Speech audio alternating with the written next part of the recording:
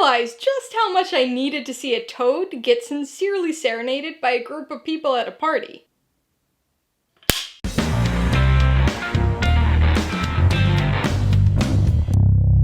Hey everybody, welcome to Mainely Movies. As part of my coverage of the 2024 Toronto International Film Festival, today I'm going to be talking about the 2024 coming-of-age drama, Bird, which will be released in theaters on November 8th.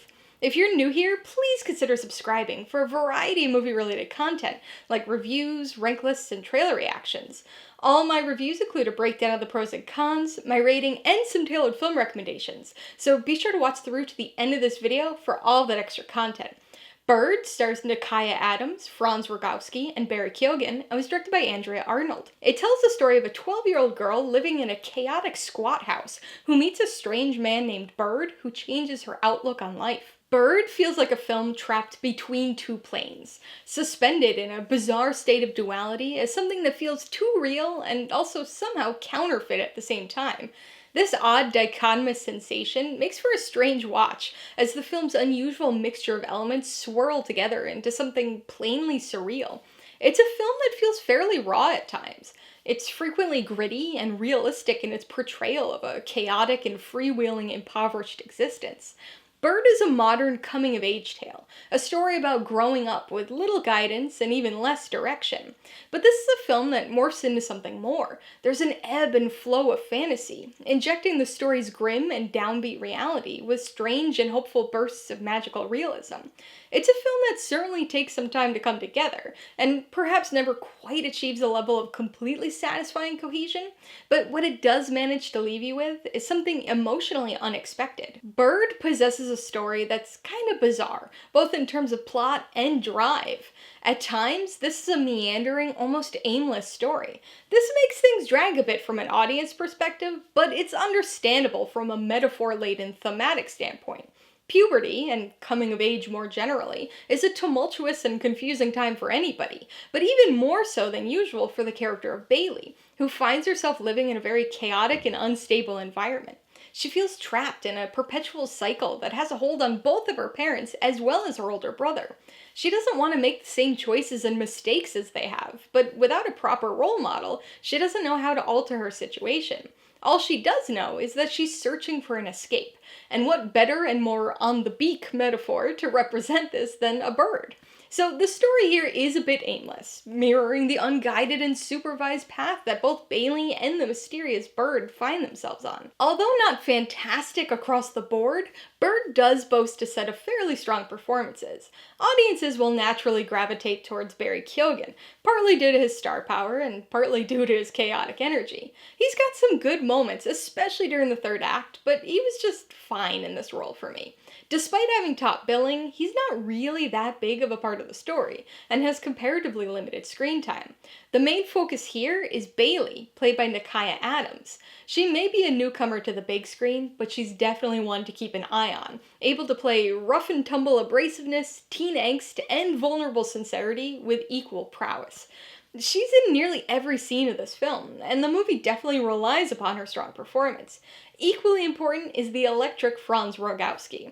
His role begins a little awkwardly uncomfortable at first, but then becomes the mysterious and driving force at the center of the story, thanks to his and our desire for answers.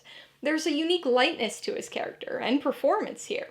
He's very weird for sure, but he's also sincere and gentle, bringing some much-needed warmth to the story. Rogowski and Adams make for a good on-screen pairing, and the scenes with Bailey and Bird really help to elevate the film. In fact, when these two aren't on the screen together, it feels like the movie's wings have been clipped. The combination of fantasy and grit here manifests in unusual ways. This movie is largely shot with a realistic, on-the-ground feel, especially during the sequences when Bailey's with her family. With its use of handheld camera and even some vertical cell phone footage, the cinematography here seeks to mimic the unvarnished chaos of the situation. However, it quickly became irritating to watch for me.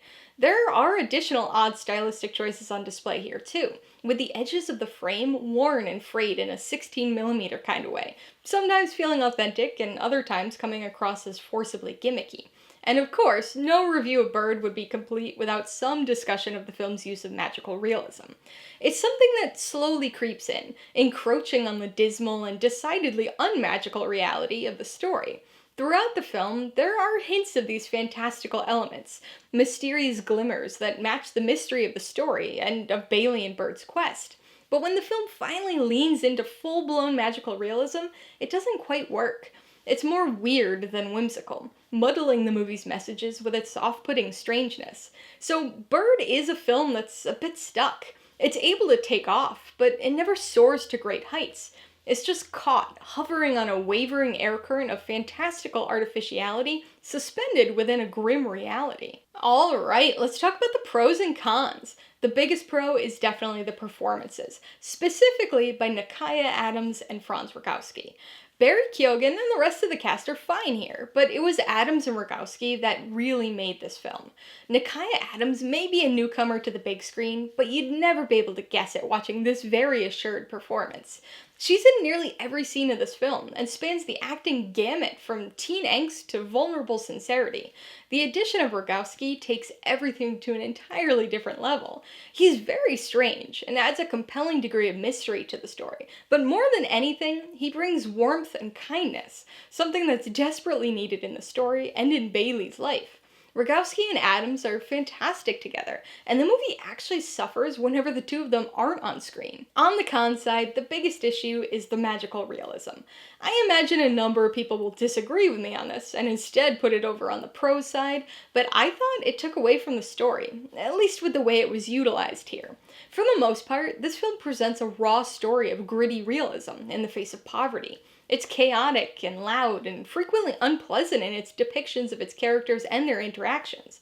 So the metaphor-laden mystery and fantastical ingresses as the story moves into its second and third acts provide some much-needed respite.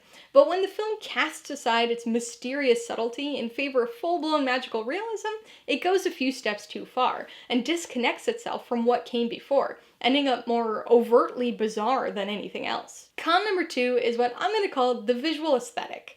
This is kind of a collective umbrella grouping and encompasses a few issues that all contributed to the look of the film. I already mentioned the magical realism, so I won't harp on the visuals of that anymore here, but beyond that, we've got the odd cinematography style. Some people will probably like the raw, in-the-situation feel of it all, but I really disliked the constantly moving handheld camera and the occasional vertical cell phone style. And then we've got the 16mm aesthetic. The edge of the frame often has a worn, washed-out, sketchy look to it, like you're watching something on old film. I'm not quite sure if this was a genuine artifact from filming, or a digital effect added later on, but it felt a bit try-hard. I get the attempt at raw, low-budget realism to mirror the impoverished lifestyle of the characters, but it didn't feel authentic in the way I think the filmmakers were going for. Before I give you my rating and recommendations, I want to remind you that if you're interested in Bird or any of the other films I mentioned today, I do have affiliate links for all of them in the description below. I get a small commission from anything you buy in one of my links, so I'd really appreciate it if you use them if you're in the market for any of these movies. I'm gonna give Bird 3 out of 5 paws. It boasts a very unusual mixture of elements, combining a modern coming-of-age story with gritty social drama and a flourish of magical realism. It never soars to great heights, but the performances by both Nykiya Adams and Franz Rogowski ensure that it's at least able to get its feet off the ground. I would recommend Bird to people looking for a downbeat, feel-good coming-of-age drama. I realize that sounds like an oxymoron, but that's the kind of thing that this movie delivers. If you like British social dramas a la Ken Loach, then you'll enjoy the portrayal of daily life here. The magical realism elements will be the divisive factor for people though. I'm not going to spoil what happens, but I really don't think there will be many people in the middle ground on this point. You're either going to love the magical realism and find it symbolically beautiful, or you're going to think it's stupid and find that it distractingly pulls you out of the story. If you liked Bird, I would recommend Scrapper. As another indie festival social drama featuring a father-daughter relationship, there are some obvious similarities right off the bat. There's no magical realism to throw fantasy into the mix here, but the chaotic editing and rough around the edges quality provides an interesting counterbalance to the strong performances and surprisingly sweet father-daughter story. If you enjoyed Franz Rogowski's performance and the mystery surrounding his character, you should check out Man Facing Southeast. This Argentinian film tells the intriguing and unexpected story of a very strange but kind man who appears at a psychiatric facility. The origin of the characters in these two films may be different, but they both have similar uplifting impacts on those around them. And if you're in the mood for a strong magical realism story, you'll want to check out Pan's Labyrinth. This coming-of-age fantasy drama tells the story of an imaginative girl who encounters a possibly real-life fairy tale amidst the brutal realities of fascist control in post-Civil War Spain. Alright, a couple questions for you guys. Number 1, have you seen Bird? If so, what'd you think of it? And number 2, what's your favorite magical realism film? Be sure to leave your answers in the comments below so we can get a discussion going. Alright, so if you got some enjoyment, insight, or information on this review, I'd appreciate it if you'd hit that like button. And if you haven't done so already, please hit subscribe while you're at it to see more videos like this. Till next time, this has been Alyssa with Mainly Movies, the way life should be.